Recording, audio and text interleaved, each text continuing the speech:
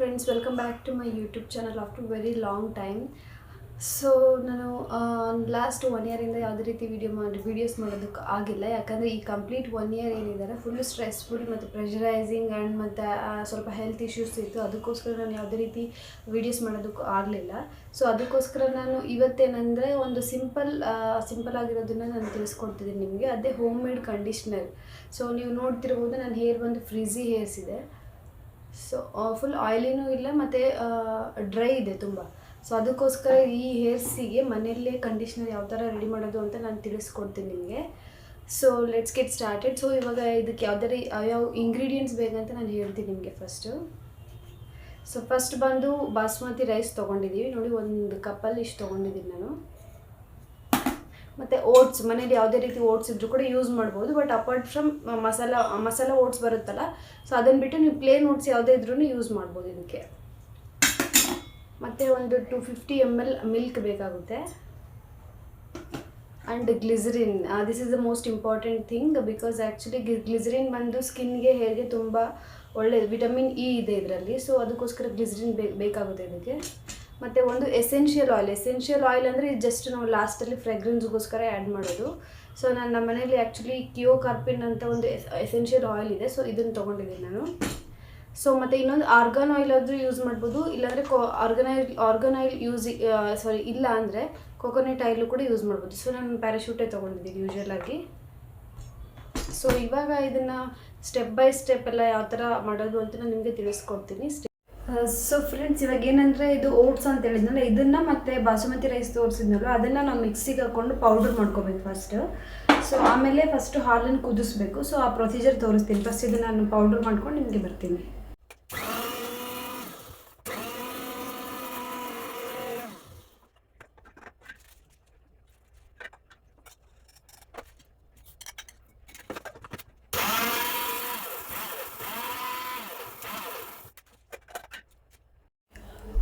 So friends ನೋಡಿ, ನಾನು ಈ ಪಾತ್ರೆನ ಯೂಸ್ ಮಾಡ್ತಿದ್ದೀನಿ ಹಾಲು ಕಾಯಿಸೋದಕ್ಕೆ. ಸೊ ಇದರ ಸ್ವಲ್ಪ ನೀರಿದೆ, ಸ್ವಲ್ಪ ಅಬ್ಸರ್ವ್ ಆಗೋದು.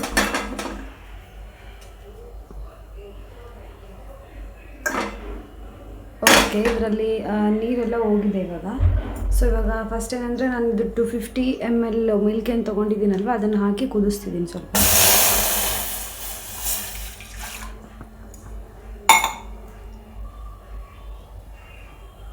ಸೊ ಇದು ಸ್ವಲ್ಪ ಕಾಯಿಲೆ ಹಾಲು. ಸೊ ಫ್ರೆಂಡ್ಸ್ ನೋಡಿ, ಹಾಲು ಕಾದಿದೆ ಇವಾಗ. ಸೊ ಇದಕ್ಕೆ ನಾನು 2 ಟೀ ಸ್ಪೂನ್ ಇದು ಓಟ್ಸ್ದು ಪೌಡ್ರ್ ಮಾಡ್ಕೊಂಡಿದ್ನಲ್ವ, ಅದನ್ನು ಆ್ಯಡ್ ಮಾಡ್ತಿದ್ದೀನಿ. 2 ಟೀ ಸ್ಪೂನ್ ಇದು ಸ್ವಲ್ಪ ಜಾಸ್ತಿ ಹಾಕ್ಕೊಂಡಿದ್ದೀನಿ. ಮತ್ತು 2 ಟೀ ಸ್ಪೂನ್ ಇದು ಅಕ್ಕಿ ಹಿಟ್ಟುಗಳನ್ನು ಮನೇಲಿ ಮಾಡಿರೋದೆ. ಬಾಸುಮತಿ ರೈಸ್ ತೋರಿಸಿದ್ನಲ್ವ, ಸೊ ಅದರಿಂದ ನಾನು ಮನೆಯಲ್ಲೇ ಮಾಡಿದ್ದೀನಿ. ಯಾಕಂದರೆ ಆದಷ್ಟು ಇದು ಹೋಮ್ ಮೇಡ್ ಅಂತ ಹೇಳಿದ್ದೀನಲ್ವ, ಸೊ ಅದಕ್ಕೋಸ್ಕರ ಮನೇಲಿರೋ ಇಂಗ್ರೀಡಿಯೆಂಟ್ಸ್ನ ಯೂಸ್ ಮಾಡ್ತಿದ್ದೀವಿ. ಸೊ ಇದು ಚೆನ್ನಾಗಿ ಮಿಕ್ಸ್ ಮಾಡಿ.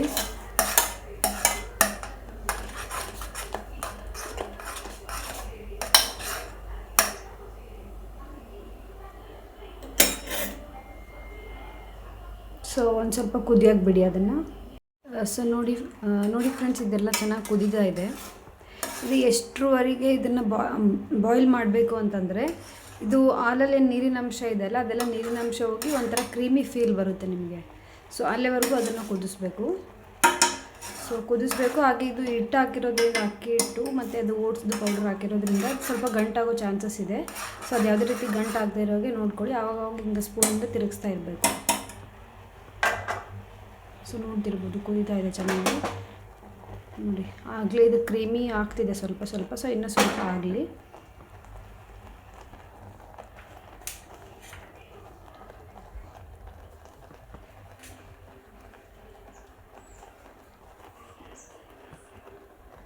ಸೊ ಫ್ರೆಂಡ್ಸ್ ನೋಡಿ, ಇದು ಆಲ್ಮೋಸ್ಟ್ ಕುದಿದಾಗಲೇ ರೆಡಿ ಆಗಿದೆ.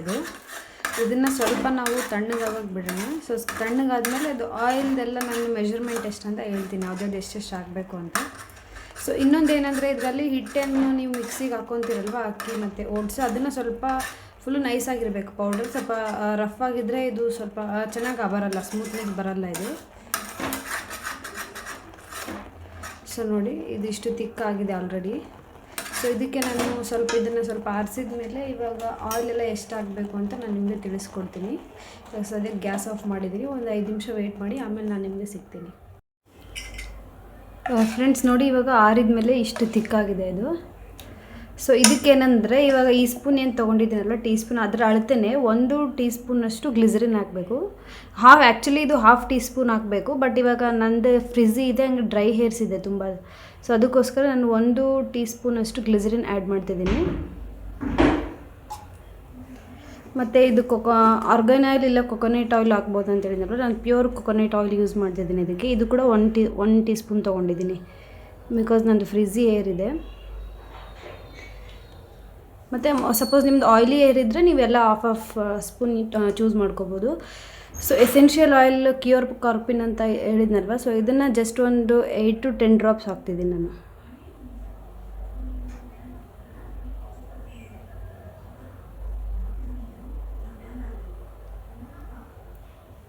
ಇದು ಜಸ್ಟ್ ಫ್ರೇಗ್ರೆನ್ಸ್ಗೆ ಇದೆ, ಎಕ್ಸ್ಟ್ರಾ ನಿಮ್ಗೆ ಬೇಕಿದ್ರೆ ಇದನ್ನು ಸ್ಕಿಪ್ ಮಾಡ್ಬೋದು.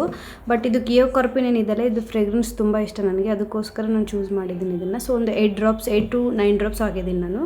ಸೊ ಇದನ್ನು ಚೆನ್ನಾಗಿ ಮಿಕ್ಸ್ ಮಾಡ್ಕೋಬೇಕು. ಮಿಕ್ಸ್ ಮಾಡಿಕೊಂಡು ನಾನು ಈ ಕಂಟೈನರ್ನ ಚೂಸ್ ಮಾಡಿದ್ದೀನಿ, ಮನೇಲಿ ಇದು ಖಾಲಿ ಇತ್ತು. ಸೊ ಇದರಲ್ಲಿ ನಾನು ಹಾಕಿ ನಿಮಗೆ ತೋರಿಸ್ತೀನಿ.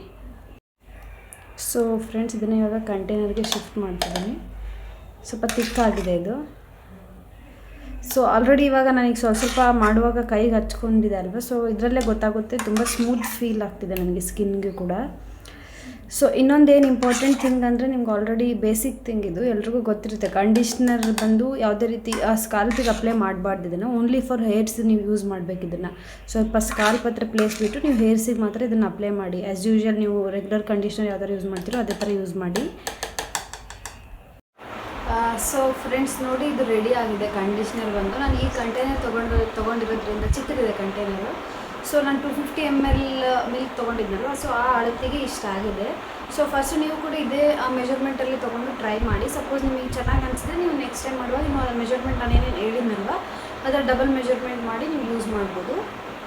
ಸೊ ಡೆಫಿನೆಟ್ಲಿ ನಾನು ನಿಮಗೆ ನೆಕ್ಸ್ಟ್ ವೀಡಿಯೋದಲ್ಲಿ ನಾನು ನಿಮಗೆ ಅಪ್ಡೇಟ್ ಮಾಡ್ತೀನಿ, ಇದು ಯಾವ ಥರ ಇದೆ, ವರ್ಕ್ ಆಗಿದೆ ಹೇರ್ ಮೇಲೆ ಅಂತ. ಆಲ್ಮೋಸ್ಟ್ 100% ಇದು ವರ್ಕ್ ಆಗುತ್ತೆ. ಯಾಕಂದರೆ ನನಗೂ ಹಿಂಗೆ ಆ್ಯಕ್ಚುಲಿ ನಾನು ಹಿಂಗೆ ವೀಡಿಯೋ ಸ್ಕ್ರೋಲ್ ಮಾಡುವಾಗ ಹಿಂಗೆ ಒಂದು ವೀಡಿಯೋ ಬಂತು, ಅದನ್ನು ನೋಡಿ ಮಾಡಿದ್ದೀನಿ ನಾನು ಇದನ್ನು. ಸೊ ನೀವು ಕೂಡ ಇದನ್ನು ಡೆಫಿನೆಟ್ಲಿ ಮನೆಯಲ್ಲಿ ಟ್ರೈ ಮಾಡಿ. ಸೊ ರಿಸಲ್ಟ್ ಹೇಗಿದೆ ಅಂತ ನನ್ನ ಕಮೆಂಟ್ ಬಾಕ್ಸಲ್ಲಿ ಕಮೆಂಟ್ ಮಾಡಿ. ಸೊ ಫ್ರೆಂಡ್ಸ್, ಆದಷ್ಟು ನನ್ನ ವೀಡಿಯೋಸ್ನ ನಿಮ್ಮ ಫ್ರೆಂಡ್ಸ್ಗೆ ರಿಲೇಟಿವ್ಸ್ಗೆ ಆದಷ್ಟು ಶೇರ್ ಮಾಡಿ. ನನ್ನ ಚಾನಲ್ಗೆ ಸಬ್ಸ್ಕ್ರೈಬ್ ಮಾಡ್ಕೊಳ್ತೀನಿ ಮರಿಬೇಡಿ. ಸೊ ನೆಕ್ಸ್ಟ್ ವೀಡಿಯೋದಲ್ಲಿ ನಾನು ಆದಷ್ಟು ಇಂಟ್ರೆಸ್ಟಿಂಗ್ ಟಾಪಿಕ್ ಬಗ್ಗೆ, ಅಂದರೆ ಹೋಮ್ ರೆಮಿಡಿನೇ ಮಾಡ್ತೀನಿ ಅಂತ ಹೇಳಲ್ಲ, ಬಟ್ ಡೆಫಿನೆಟ್ಲಿ ನಾನು ಇಂಟ್ರೆಸ್ಟಿಂಗ್ ಟಾಪಿಕ್ ಬಗ್ಗೆ ವೀಡಿಯೋ ಮಾಡ್ತೀನಿ ನೆಕ್ಸ್ಟ್ ವೀಡಿಯೋದಲ್ಲಿ. ಸೊ ಅಲ್ಲಿವರೆಗೂ ಸ್ಟೇ ಟ್ಯೂನ್, ಟೇಕ್ ಕೇರ್, ಬಾಯ್.